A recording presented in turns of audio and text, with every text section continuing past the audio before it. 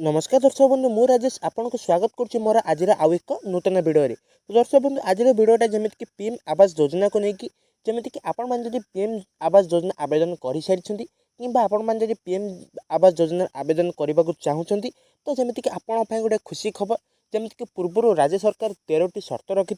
तो ता भर एवं पुणी थे आपण से 13टी शर्त रू कटिक जमीक कि 10टी शर्त अच्छी जमीक मैंने आपण मैंने से 10टी शर्त यदि पूरण कर पीएम आवास योजना आपण मैंने घर खंडे पाइपर तो निहती भाव में आपण मैंने जड़े योग्य हिताधिकारी अच्छा घर पाइबा निहती भाव में आपण आज वीडियोटा इंपोर्टाट मैंने आपण मैंने जब आवेदन कर सारी घर पर कि आपण मैंने जो मैंने भी आवेदन कर भावुं तो आपण मैंने निहती भाव में वीडियो को लास्ट पर्यटन देखिले से शर्तटा कौन और आपण मैंने पाखे कौन थे आप घर मिल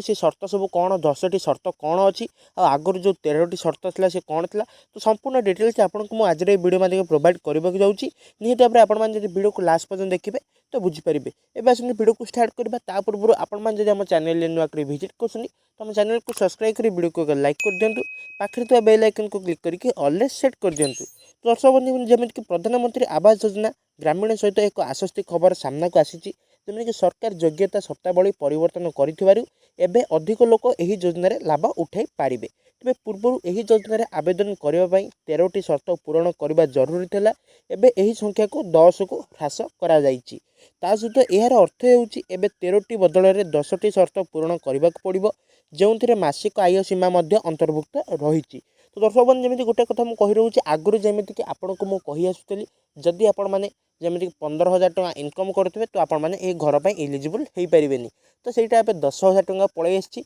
संपूर्ण खबरटी कौन अच्छे आसतु प्रथम देखी ना। तो प्रधानमंत्री आवास योजना ग्रामीण अधीन घर निर्माण सरकार द्वारा आर्थिक सहायता जोगाई दि जाए तेरे पूर्व योग्यता निर्णय 13टी पारामीटर थिला जहाक एबे 10 को ह्रास करा जायछि।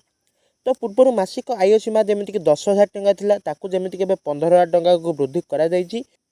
तो पूर्व 2 चकिया किंबा माछ धरा डंगा टेले एही योजनार लाभ मिल पारु नथला किंतु एबे एही व्यक्ति माने मध्य आवेदन करिपारिबे एवं अति सहज टंकाटा पाई परिबे। जेमिति कि आपन कहली आपनकर जदि मासिक आय 15,000 टଙ୍କା तो आपण माने जेमिति कि ए जो पीएम आवास योजना पे आवेदन करिपारिबे एवं एथरे आपण माने घर पाई परिबे। ता सहित पहाड़िया अंचल रे जेमिति कि 1,30,000 टଙ୍କା साधारण अंचल रे 1,20,000 टଙ୍କା सहायता जोगाई दिया जाउछि। जे माने एपर्यंत सर्वे करि नांती सेमानक पय शेष तारीख मे 15 पूर्वर यह एप्रिल थिला स्थिर करा जाइछि। तो दर्शक बंधु जमीक कि आपड़ जब भावुँ आपण मैंने योग्य अच्छा और एपर्यंत आपण मैंने पीएम आवास योजना आवेदन करना तो आपण मैंने जाणी रखु मे 15 तारीख लास्ट डेट माने आपण मैंने मे 15 तारीख पर आवेदन करें तो जमीक कि पूर्व एप्रिल 30 तारीख ताकू जमीक कि तार अवधि को बढ़े जमीक कि मे 15 तारीख भितर जब आपण मैंने आवेदन कर तो आपंकर सर्वे हम और जो मैंने आवेदन करूना कि जो मैंने ये करना तो निहती भाव में आवेदन करनी तो आपण मैंने जब यही सब शर्तावली पूरण करेंगे तो आपण मैंने घर पाइपर।